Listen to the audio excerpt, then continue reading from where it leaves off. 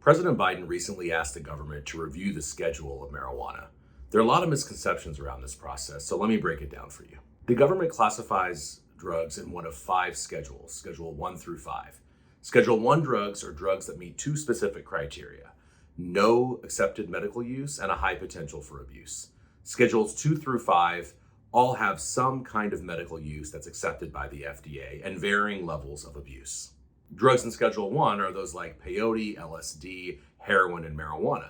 Now, you might be thinking, how are heroin and marijuana in the same schedule? That doesn't make sense. Well, drugs that are in the same schedule aren't necessarily equally harmful. It's just that they both fall under the same criteria of no currently accepted medical use and a high potential for abuse. Think about a snack aisle in a grocery store, for example. You might have potato chips next to banana chips, but that doesn't make them equally nutritious.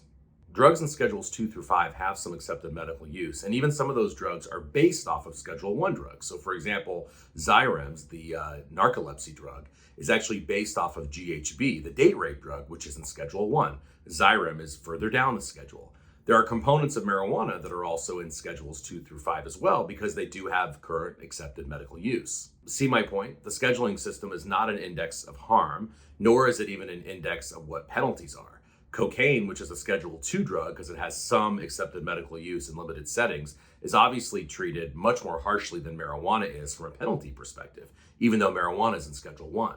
The standard marijuana that most users buy, for example, at a pot dispensary, has never gone through FDA clinical trials, and it's failed to meet the criteria to make it a medicine. So raw marijuana remains in Schedule 1. A drug schedule is determined one of 2 ways, either by Congress or by a process led by the FDA, whereby they look at the drug on various factors, for example, abuse potential, historic patterns of abuse, etc., and determine where the drug should be in a schedule. All the past reviews of marijuana by Republicans, Democrats, and senior civil scientists alike have concluded that raw marijuana should remain in Schedule 1, even if there are components of marijuana that are downscheduled. Of course, Congress or the executive branch could deschedule marijuana completely. That would make it like alcohol and tobacco and completely legalize the use and sales of today's very highly potent marijuana. This is very unlikely to happen anytime soon.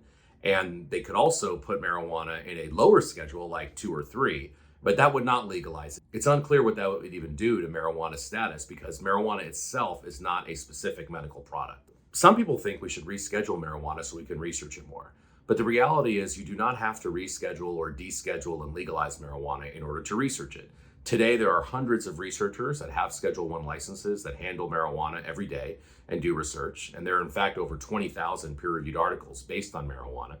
But you could make the process easier. And I, in Smart Approaches to Marijuana, SAM, the organization I co-founded with Patrick Kennedy, advocate for a new schedule for marijuana called 1R or 1A that would keep marijuana in Schedule 1, but reduce some of the barriers associated with research. We definitely need to learn a lot more about today's very highly potent marijuana because of the damage it seems to be inflicting in the short term. We really need to know what it's doing in the long term. So although legalizers and the industry are trying to take a victory lap on the president's recent call to review the scheduling of marijuana, it is very unlikely that marijuana status will change anytime soon. If anything, the more we learn about marijuana, the more we learn about its harms and dangers and how we should not commercialize a for-profit industry hell-bent on creating addicts and lifelong customers at the expense of public health. I'm Kevin Savet. Thanks for listening today. You can find out more, donate, or support us at our website, learnaboutsam.org.